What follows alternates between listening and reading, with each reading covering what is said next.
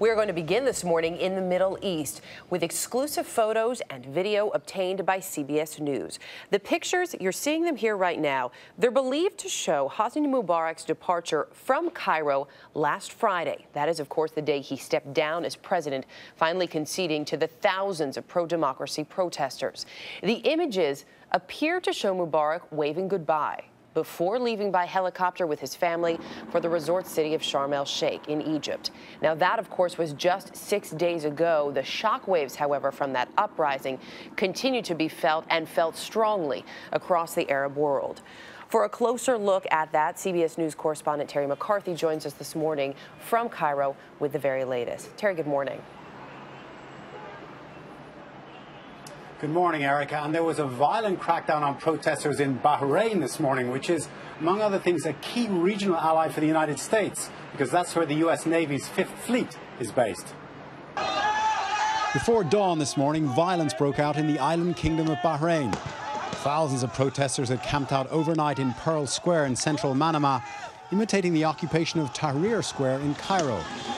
But if they'd hoped the Bahraini security forces would leave them alone, they were disappointed. At about 2:45 in the morning local time, riot police approached the square from several directions and began firing tear gas, buckshot and rubber bullets. Witnesses said the tear gas was so thick that many people were vomiting from its effects. ABC reporter Miguel Marquez was in the crowd as the security forces moved in. He and his crew were attacked and had their camera taken away.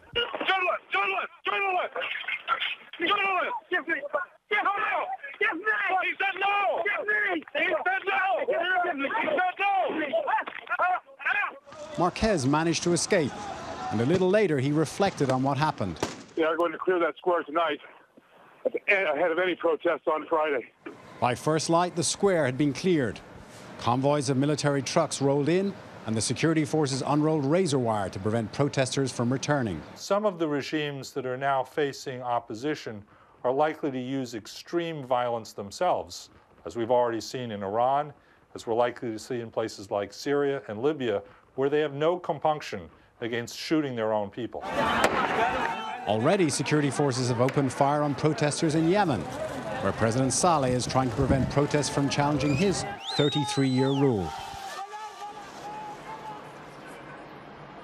The entire Middle East was captivated by what happened in Egypt, where the army did not fire on protesters.